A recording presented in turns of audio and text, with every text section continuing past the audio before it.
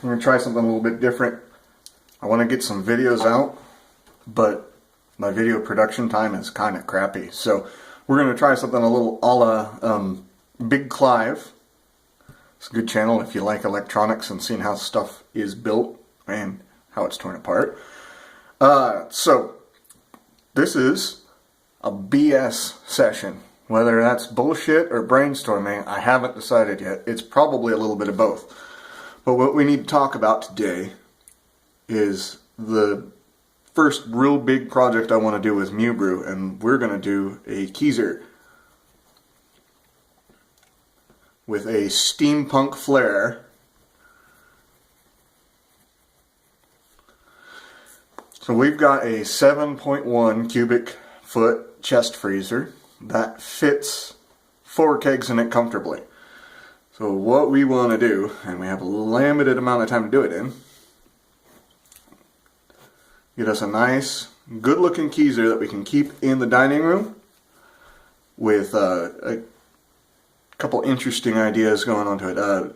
One of our local breweries, New Province, has a beautiful draft system that I love, and it's a set of black iron pipes that come up to T's and piping across the center, and then you have your draft faucets there. Really like the idea of that, how it looks. So our plan is do it a little bit cheaper. We're going to use PVC in the same manner. The other thing I want to do is, instead of taking up the entire lid, I want to take the lid and we'll have our draft system here. And the CO2 tank is going to be mounted externally, so I want to use that little shelf area. I'm going to put a door in there, so you can just drop your bottles and cans in there and have them easy to access. So we don't have to have a collar on this one, but I'm building one anyways, because I can fit 4 kegs down in here. It's a little tight. There's the shelf area. We can fit 4 kegs in there. So to keep the CO2 out of the way and to make it look cool, and this is where we're going to start our steampunk styling, is on the front I am going to make a collar that has the regulator for the CO2,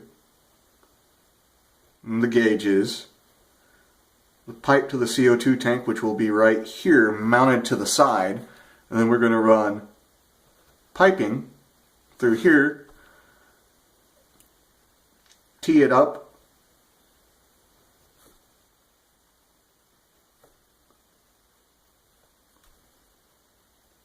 to our valves, and then they're going to tee back over, or the 90 back over into the collar, and the tubes are going to go inside.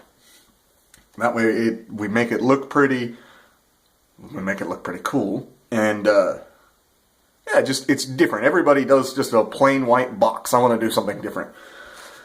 So what we've got to do is basically develop the strap to hang the bottle off the side, which isn't going to be any big deal.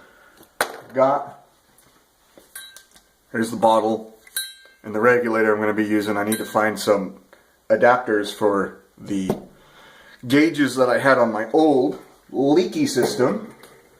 These guys that I bought from Keg Connection that leaked from day one. It was nice to dump a tank of CO2 in the atmosphere on that one. So I just need to get some adapters to get the right fittings going. And basically that's it. That instead of buying a manifold, we're going to make it externally. We'll make it out of pipe, thread tape it, and dope it, whatever we have to do to make sure it seals. And it's going to look pretty cool. And then the lid just gets moved up to the top there, and we have our draft system.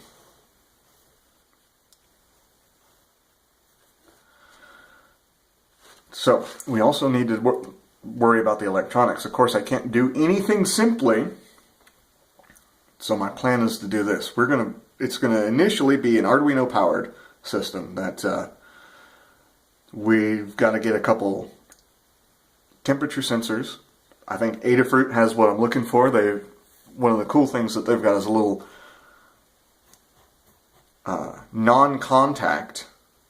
So the plan is I can either mount it to the side and point it at one of the kegs and it'll read the temperature, or just make a strap, a Velcro strap or elastic strap to strap it to it so it's reading that.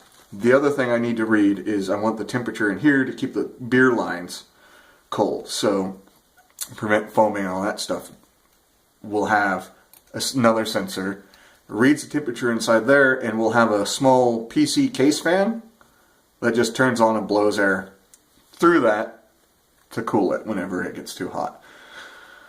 The Arduino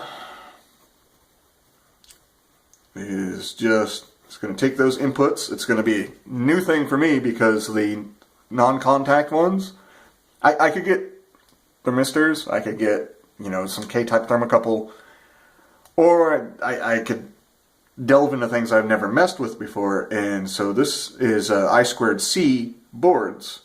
So we'll have the I2C bus coming out to temp sensor 1 and temp sensor 2. Those will all be feeding back up into the Arduino. Arduino is going to come out and we'll have one relay, small relay to run the fan, which I think I can run the Arduino Nanos off of 12 volt power supply.